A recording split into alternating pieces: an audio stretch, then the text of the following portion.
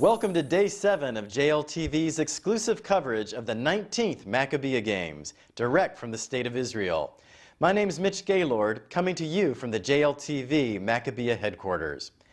We begin today's coverage with one of Canada's finest. Josh Binstock competed in the 2012 London Olympics in beach volleyball, and at the 19th Maccabiah Games, he's looking to land a gold for Team Canada. Then we meet the Komar family, again. To say that this large religious family from Israel loves the game of netball could only be described as an understatement. 4 of the Komar sisters returned to the Maccabiah Games on the medal hunt. But that's not all, so stick around for Day 7 of JLTV's coverage of the 19th Maccabiah.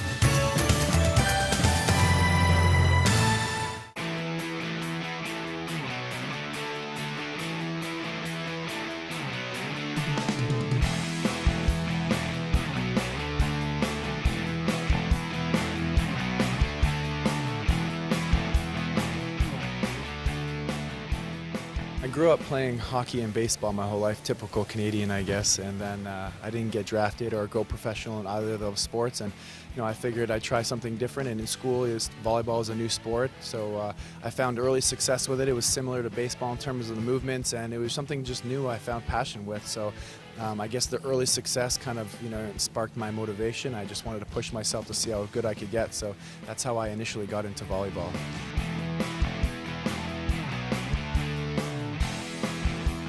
I started first I made the regional team. I was the youngest there, and then the next year I made the provincial team, and then the next year I made the junior national team, and I was the only person from my province on the junior national team, so it was fun to get experience that way. And then I started my first year on my University of Toronto, and we won the championship there, and then we won 3 out of 4 championships, and then in university is when I started playing beach volleyball after indoor volleyball. Beach volleyball, you have to be an overall complete player, and you have to be a very intelligent player, because indoor volleyball you can just be good at maybe setting or just hitting, but beach volleyball you have to be good at all aspects, and you also have to be good at anticipating and be smart, which is why you see the best in the world are like older, mid-30s, whereas indoor the best in the world are mid-20s when you're the strongest. So I like the fact that beach volleyball you really have to be an intelligent, cognitive player. I qualified for the Olympic Games with my beach volleyball partner, and it was an amazing experience. I always had the dream, but I didn't realize it was a realistic goal until last year. And I had my beach volleyball partner who's now retired, but we came together just for that year, which is very rare because usually with beach you need a lot of chemistry. So we spent a lot of time with each other, and we became very familiar with each other, and we meshed well. And we won the continental championship, so we were the best team in the continent. And then we were able to represent Canada at the London 2012 Olympic Games.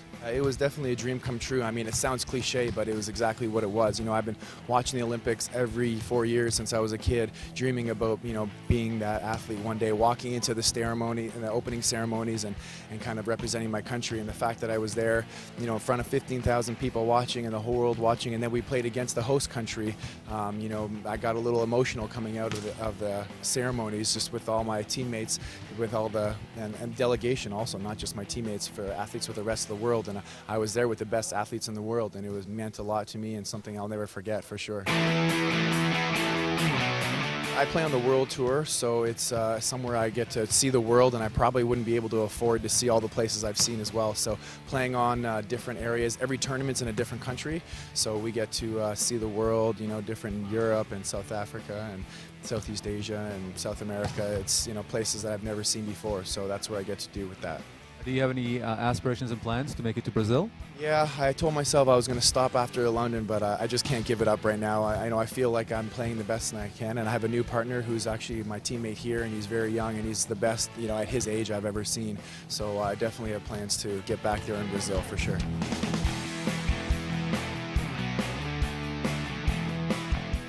Well, I've actually been here twice now. This is my 3rd Maccabiah Games, so it was the first time I was there, it was like the Olympic Games, and it was an amazing experience. And then when I went to the Olympics, I mean, other than the magnitude and the spectacle, it's pretty similar. I mean, the crowd, the organization, the people, it's pretty amazing that what they do, and it's very close to the Olympics in terms of how big it is and the organization. So, I tell people what it's like and how it's very similar, and they're very surprised, and I'm really proud. And it's amazing because it's not just just about the sports here. It's about connecting with Jews around the world and taking in the culture and, you know, connecting with Israel. So it really strengthens my identity with Judaism. The fact that I was the flag bearer this year was an unbelievable honor, and I was very humbled and honored with that.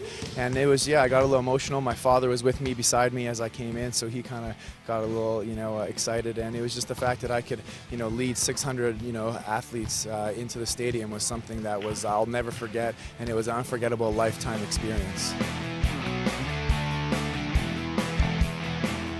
I think our chances are reasonable. We would have liked a better opportunity to train as a group before we got here, but we have a couple guys who are on the world tour on the beach, and we have one guy who just came back from getting a silver medal in World Beach Championships at U21, so they weren't able to join us until very, very recently. Can you tell me about the caliber of players that Team Canada has? Yes, we have some exceptional athletes. The most standout, of course, is Josh Binstock, the Olympian from 2012 in beach volleyball. And it's been a long time since Josh played indoor. He was a junior national player about 10 years ago on the indoor scene, but he hasn't really played much indoor since. And a couple quick practices, and we'll see how it translates. But he's definitely an exceptional athlete. His beach partner now, Sam Schachter, is a little more recently trained indoors. He's very high, very physical, so we're looking for big things from him. He brings some experience and some strategy to the court that some of the younger players will need.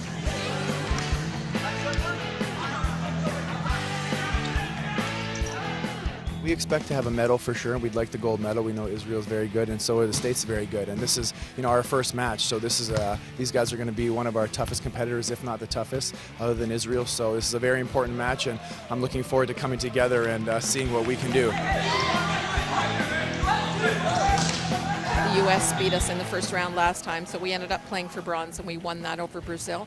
So based on last time, but I have no idea what the teams look like this time, so I was surprised when Brazil lost this morning. So I would have to say probably the U.S. and Israel.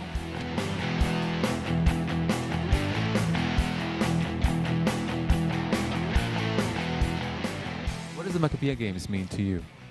Well, for me as a Jewish woman, it's a wonderful opportunity to celebrate my heritage and to sort of give back to the Jewish community among the athletes. I coach for a living. I'm a professional volleyball coach at the university level in Canada, so there aren't a lot of people that are at this level of coaching that are involved in the games. Many of them are past players and that sort of thing. So I think there's 3 or 4 of us for Team Canada that are actually professional coaches. So I'm happy to bring that professionalism to the program.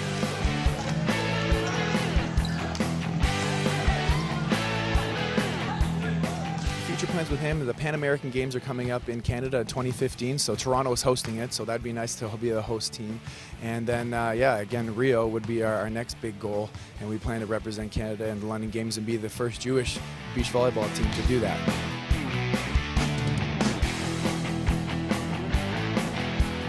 It's an unbelievable experience. The fact that Jews have this games to come together as a people just shows our resilience and, you know, just our care and love for each other and our, you know, this country. I mean, this country means so much to everybody. We've learned it, studied it, and now that we can all come together and spend time on and off the court with each other is something that I don't know if any other, you know, religion or ethnicity can do. So it shows a lot about the Jewish people and how resilient and, you know, loving and caring and passionate they are about each other.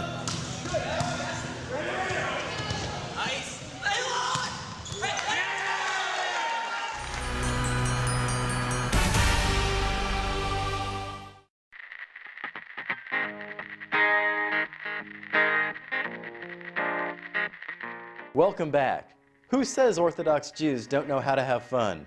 The Komar family sure does.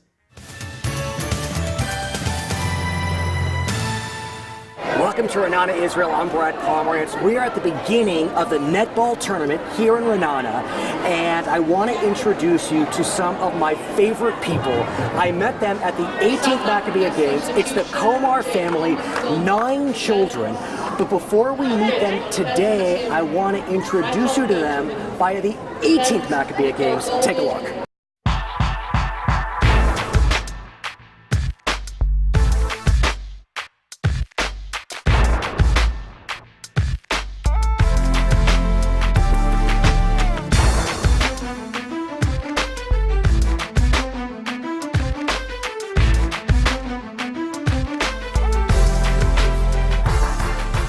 there's one thing that husband and wife, Mayor and Susie Komar, do have, it's fun. I mean, how could they not with 9 children? Yes, 9 children. Now, despite the American accent you may notice from Mayor and the British accent you may hear from Susie, the Komars are proud Israelis. In fact, they live in the West Bank town of Tekoa outside of Jerusalem. And of all things, this Orthodox religious family of 11 loves the game of netball. We speak about it all Shabbos table. Every Shabbos we always speak about is netball. I see them enjoying themselves and really doing something very nice, and they're really into it, and it's really something good to see. It's something for the family altogether. They players on and off the court because they are game for anything.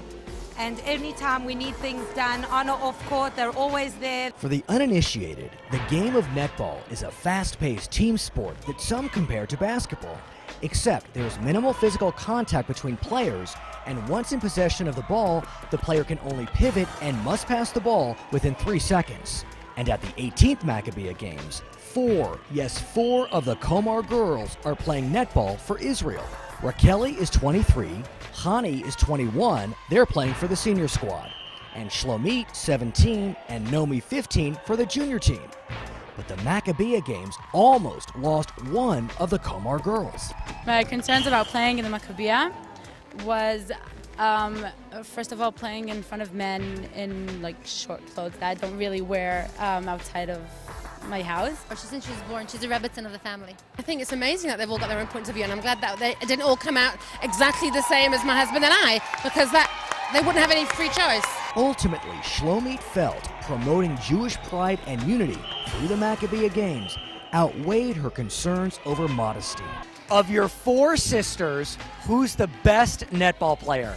Hani. Hani. Hani. Nomi. I can say Nomi. She's a very good goal attack. Okay, Mom, I'm going to put you on the spot. Of your 4 daughters playing in the tournament today, who's the best netball player? Well, netball players have very many different assets. But in the end, it doesn't really matter who is the better player. These sisters just love playing together. It means everything. It's so cool. It's really great to have like the support and that my sisters know what I'm going through together to go. It's amazing. And the Komars are looking to add a 5th sister to the lineup at the 19th Maccabiah Games. 11-year-old Chaya is already preparing for the 2013 Maccabiah Games. From Herzliya, Israel, I'm Brad Pomerance for JLTV.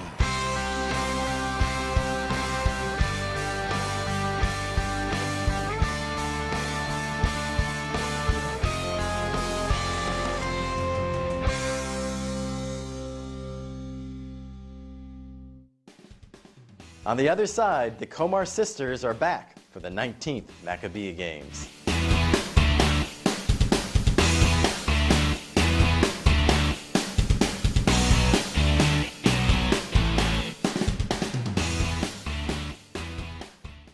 I'm Mitch Gaylord coming to you from the JLTV Maccabiah headquarters. The 19th Maccabiah Games on JLTV is brought to you in part by the Jewish Life Foundation. The Jewish Life Foundation uses the power of the media to educate, inform, and celebrate Jewish history, values, and traditions. If you would like to support the efforts of JLF, you can sign on to www.jewishlifefoundation.org, where you can make a tax-free charitable contribution. On behalf of the Jewish Life Foundation, we sincerely thank you for your support.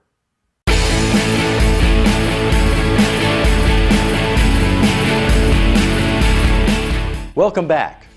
The Komar sisters are back also, and with 4 additional years of netball training under their belt, they intend to mix it up at the 19th Maccabiah Games. Watch.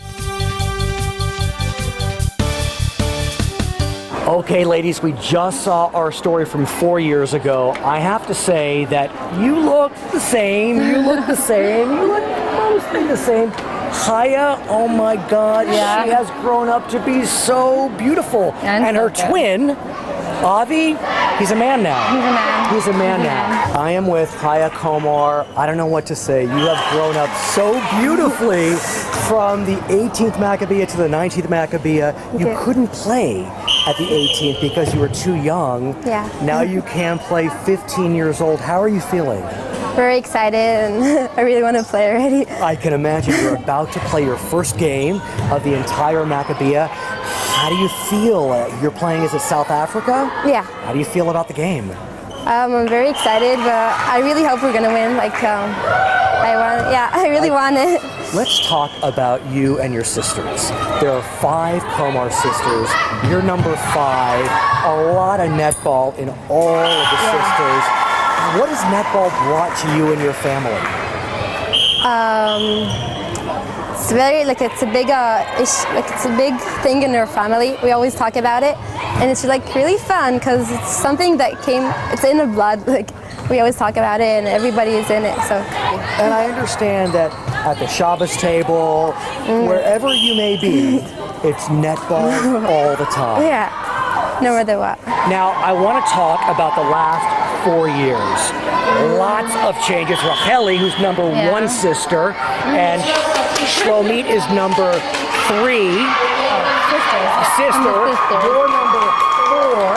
Chaya behind us is number 5, and we're missing Hannah. She's getting physio She's getting now. physio. Okay, so what's happened in the last 4 years with the Komars? Well, a lot. A lot. I get married. Nothing Yes. to just show it now. Right, you got married. I got married. Hani got engaged. Yes. Getting married really soon.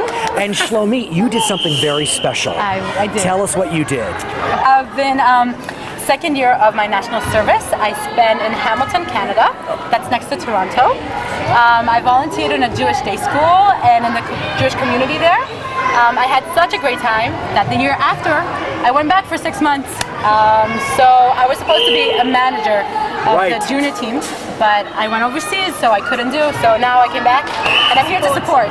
So at this tournament, there are 3 Komar sisters playing in the open division. Yeah. Racheli, of course. Nomi, of course. And Hani, who is getting physioed, as you say. I hear that you have become quite the netball player. I've heard you exploded on the scene. In fact, I asked a few of the sisters, even the dad, who they thought the best Komar sister was. Let's see what they have to say. Okay, I know this is going to be a tough question. Yeah, you know what's coming. Last time you asked, it was Hani that was clear. This time we have a big choice. Really, of who the best player is. Who the best 5 player is, Komar sisters. right. Last time Hani. Last time was Hani. For sure. Nomi was the MVP this year of the league. Really? That you know. Nomi was the MVP. But Chaya, it's either Chaya or Nomi. The junior is Chaya, and Nomi definitely. You'll see Nomi in action. She's fire. Nomi, the MVP. Really? Yeah. Shlomit? Nomi. Really? What is Hani gonna say? Nomi? Nomi? Okay, so Nomi, apparently the last 4 years have been very good to you in terms of your netball performance. What's gone right? I played last year in the team of Israel when we went overseas to Gibraltar. Yes. For a tournament, and I felt I got to really improve in the last year. We had a lot of training. I worked really hard, and I feel I did my skills better. Apparently so, Madam MVP. How did that go for you? What an honor. Honor. What an honor. I must say, she used to come to training from Beersheba. Arad. It's like Arad. It's like 4 hours away from here. Because I'm doing national service in Arad. It's down south. So every time for the training, I need to come 4 hours a train, a bus to get to practice. What does netball mean to the Komar Clan? What does it mean? Wow. It's a life. It's a legend. It's tradition. All the time they only talk about netball. That's all they talk about, the girls. And we're the supporters. We're the big supporters, the cheerleaders. How did this happen? I mean, a nice guy Susie. like you. Yeah, well, I got married to Susie. What can you do? And Susie, of course, is the matriarch. She's in England right now. I wish she were here. She'll be here tomorrow, especially coming back. But she was a netball player herself. She still is. She's still, and it's too bad she can't play. The Masters division The Master didn't happen. Avi, I want to ask you, as your nephew sits here, how do you feel about the 5 sisters playing netball? It's so fun. It's so fun to see all my family, all my family playing together. It's really bonding. Tell me about what this remarkable family brings to Israeli netball. I think it's just, I mean, the history is just an incredible story, but I think what it shows is how netball is growing, and not only how netball is growing, how netball is being passed on to younger generations, because we had 2 sisters playing, we now have 4 sisters playing. Their mom, as you know, is very involved in the Jerusalem netball. And I think it's also showing how netball is growing and developing as a sport in Israel. Now, Hani, who's not here, she's quite educated. She's quite very. How many degrees has she received? She just finished her 2nd degree in medical science. Okay, so you are teaching. Physical education. You're doing tremendous national service. You're in national service. Okay, let's talk about this tournament. Right now, as we speak, Israel juniors, they're doing pretty well. I feel as if there may be a little pressure on the seniors. What do you think? Well, we'll give our best fight and we'll be good. We'll do the best. How do you feel about your chances at the 19th Maccabiah?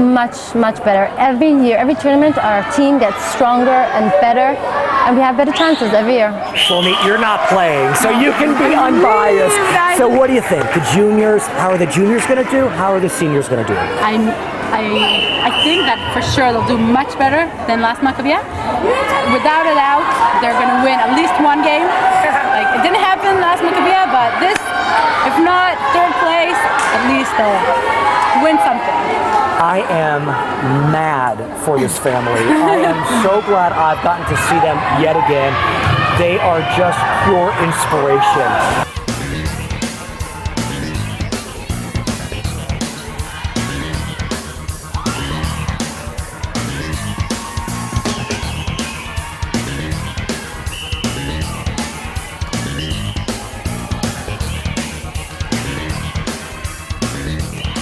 Not a bad day for Israel's netball team. The juniors defeated South Africa. The seniors went down to Great Britain. I'm Brad Pomerance reporting at the 19th Maccabiah Games.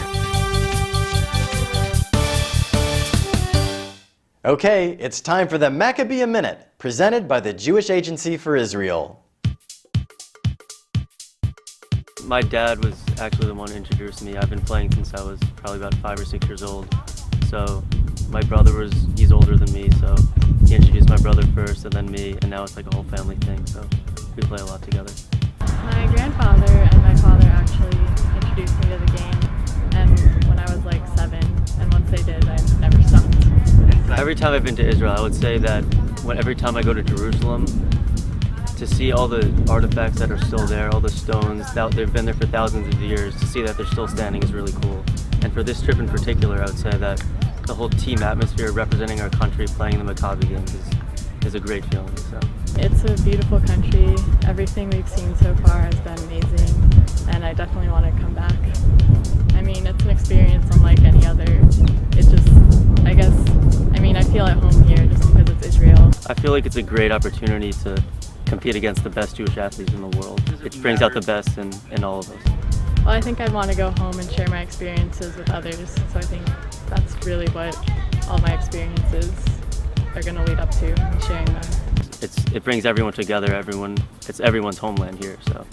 Well, my mom played tennis here in the 70s when she came, so she thought that she enjoyed it a lot, and she thought that I would too. Well, being the only golf course here, and I've never played golf in Israel, it's a cool feeling. So.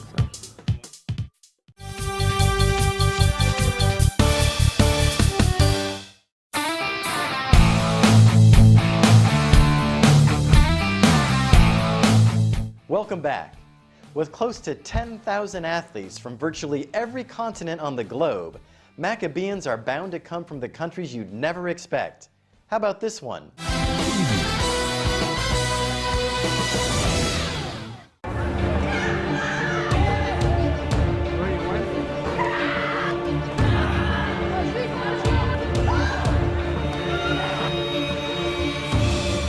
That's right, Mitch. This is the first time that Cuba is sending a delegation. However, in 1997, they did send one single athlete to compete in karate, and her name is Hella Eskenazi. Hella, how did you find out about the Maccabiah Games from Cuba? Yes, this is very emotional for me because in that time I was the only athletes, so was very important for Cuba in that time. but as you know, was the Maccabiah Games. So we couldn't march with our flag. I had the flag in my hand, so I couldn't march.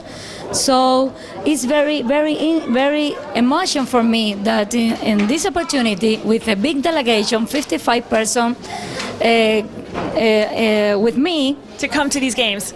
Yes, it's amazing for me. So also with my son, because he was the flag in his hand. So your very emotional. Your son was the flag bearer, but I want to say, because you did it, you were able to carve the pathway and get a whole delegation to come. It was because of you. How does that make you feel to walk in Teddy Stadium and know that everybody from Cuba is there because of you? Was one of the most important things in my life. I really very emotional. I feel like This is in español. Me siento con una gran emoción y como un deber cumplido que cumplí con mi comunidad judía. She feels very emotional and very complete. And also, your son competed earlier today in individual kata, and I heard he took a medal. What medal? Yes, he obtained today the bronze medal. So I am very happy because it was two categories, 40, 50 and 60, 70, they both the category. So it was a very good result. So they joined categories. Did he have to compete with someone who was in a higher category than him? Exactly. He had to compete with higher people, with boys older than him. So I can see that you're very proud. I am very proud. I am very happy. I guess it's a very good goal for our community, for our delegation. This is very important medal because this is the first medal of the Latin American game in this Maccabiah. So that this medal came from Cuba, I'm really happy and very emotional. Is this the first Cuban medal? This is the first Cuban medal, the first Latin American medal for in this Maccabiah. So it's your son, second generation, and you carved the pathway in 1997 to make all of this happen. You know, I was talking to the softball players earlier. I was talking to Coach Poposky, and they idolize you. Did you know that? Yes, he is a very good person. He has been the helper to our delegation here. We hope a very good goal also in softball. So we have to transmit the energy for them also. Well, your son is very handsome, and I'd like to meet him. Should we go find him? Yeah, see? Okay. We'll be right back. We're going to go find Abel. Hi, I finally found Abel, who's very excited. This is the son of Hela, and I heard that you won a bronze medal. ¿Es vero? Que ganaste medalla de bronce, ¿sí es verdad? Sí, es verdad. ¿Estás feliz? Sí, estoy muy feliz porque es la primera medalla de la delegación de Cuba. He's very happy because it's the first medal of Cuba. Y estoy muy contento de poder obtenerla. Do you know the whole country, todo Cuba, is going to be happy because of you? ¿Qué dijo? Que si tú crees que todo Cuba estará feliz con tu medalla, con tu resultado, toda la comunidad cubana. Sí, yo pienso que sí, porque ellos siempre me han tratado de apoyar para que yo tenga una medalla y pienso que sí, que van a estar muy felices. He believes that everyone will be very happy that he won a medal. And what does it mean for you that your mom was the first one to come here in Cuba, and that's the reason why 55 people were able to come today?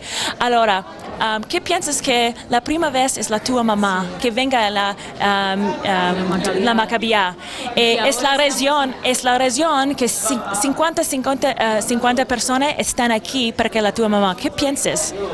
Estoy muy contento porque mi mamá ha sido desde siempre mi entrenadora y que pueda estar junto a mí en estas Maccabiah es algo sensacional. Okay, well, congratulations again, and you have one more competition coming up, una más. sí. ¿Te queda una más competencia? Sí, sí, todavía en comité. You think you can win the medal for me? ¿Usted puede una medalla para mí? Que si tú crees que puedes ganar una medalla para ella. Sí, puede ser, puede ser. Oh, you're so sweet. Well, good luck again. Well, we just spoke to Abel and his mom, and now we're off to see Roberto Garcia, who has a match, and hopefully he'll bring home another medal for Cuba. All right, let's go check out his match.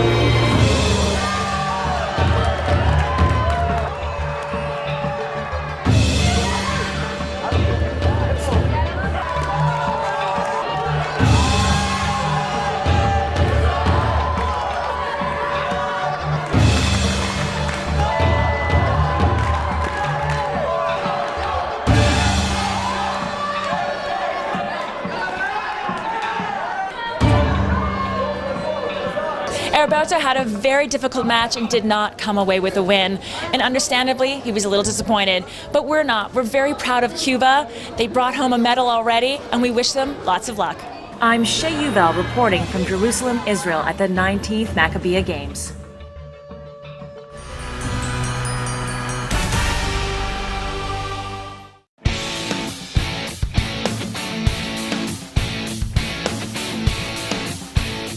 Welcome back. Australia's Adam Kellerman has simply defied all the odds. Soon after his bar mitzvah, Adam was diagnosed with cancerous tumor in his hip. After several operations and months of rehabilitation, this athlete refused to give up. And now he's a multi-medal winning para-tennis player. Watch this Maccabians' inspiring story.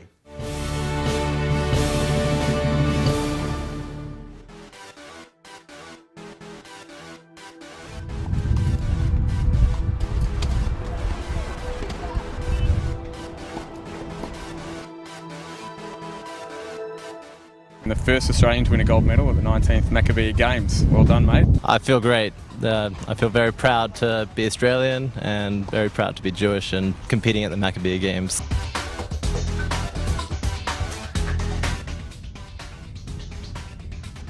So Adam, you've got a major international event after this. You're on your way off to Belgium tomorrow, is that correct?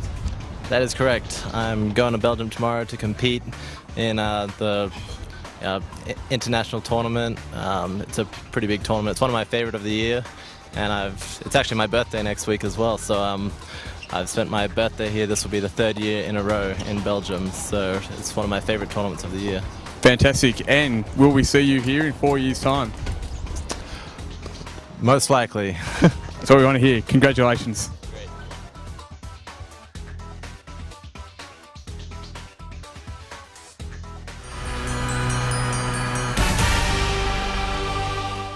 Much more exclusive Maccabiah coverage only here on JLTV, coming up next.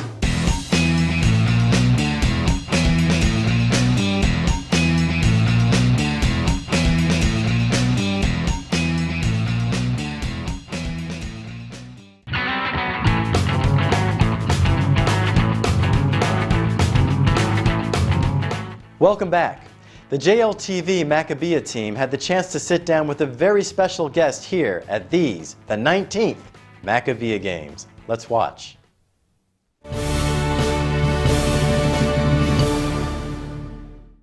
It's the 19th Maccabiah Games. I'm Brad Pomerance reporting from Kfar Maccabiah in Ramat Gan, Israel.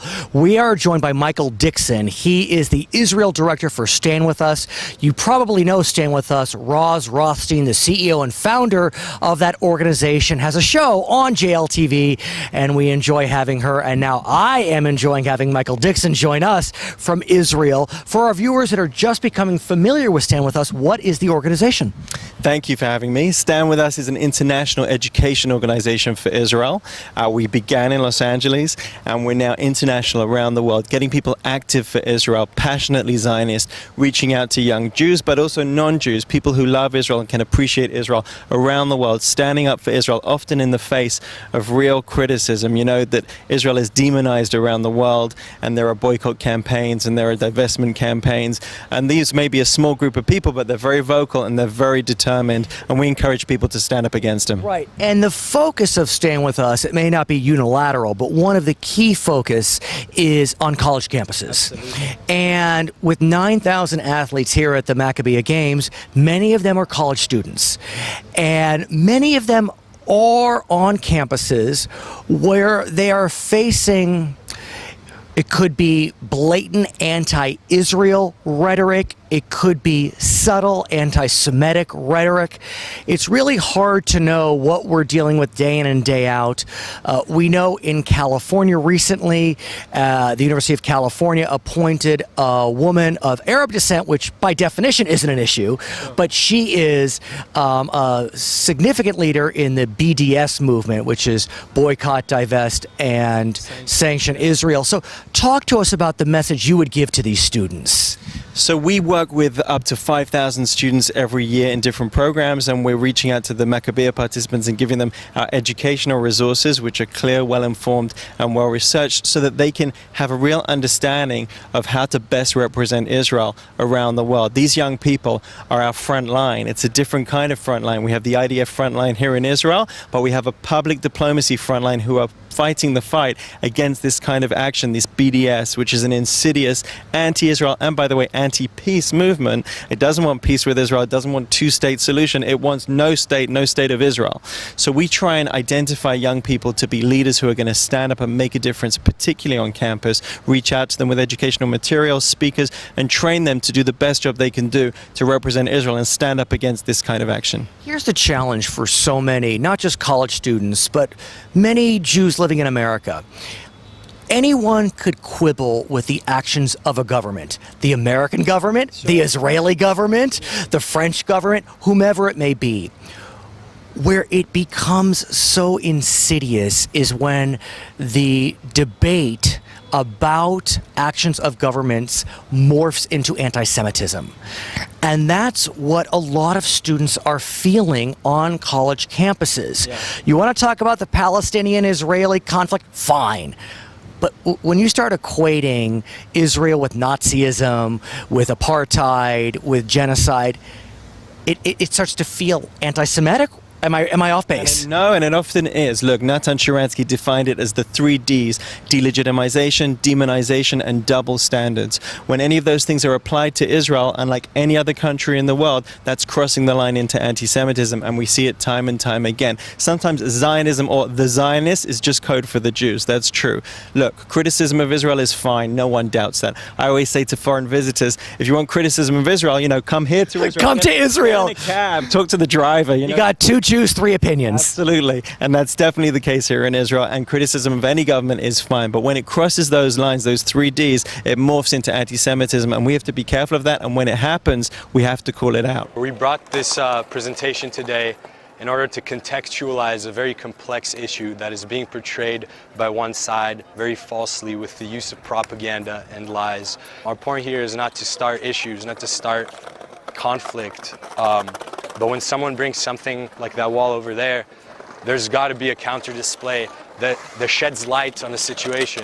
Because if you don't fight lies, people eventually will learn to accept them as truths. And as long as they'll try to spread lies and propaganda and hate, we'll be here to do the exact opposite. Earlier, we had people come here with questions after reading the wall, after knowing slightly more or less about the conflict, came here with their questions, received elaborate answers, sourced answers, and read the panels, and were not only surprised to hear what we were saying, but really understood where we were coming from. What can Maccabians do? What can our viewers do if they are feeling that the debaters have crossed the line beyond just looking at policy and really are focused on delegitimization, demonizing, double standards, etc. That's right. Well, we're concerned with the extremists, and we have to call them out wherever they are. This person who got elected to University of California is a problem because she supports BDS, and BDS, as I said, exists to alienate and to sideline Israel completely. Okay, they don't believe in peace, so we have to call that out wherever we can. The good news is there are things that people can do. They can stand up in demonstrations. They can get educated, which is the first and most important thing. They can go to standwithus.com and get our educational resources and our materials, which are really clear and really well researched, and they'll give them the facts, and they can get involved. Look, I always say to young people, no generation has had more personal influence at their fingertips than this generation. This is the social media generation, and Stand With Us is active to about 2 million people every week on social media. So you can share the things that we're putting out there, you can get involved in the conversation, and you can do more than ever at pushing back. When there's a boycott attempt, we counter it with a Buy Israeli Goods Week. And we get people not just to counter that boycott, but to beat the boycott by buying the Israeli goods off the shelf. And we do that in the US and around the world. For our viewers, as we conclude, what are the main Israeli products people may not know?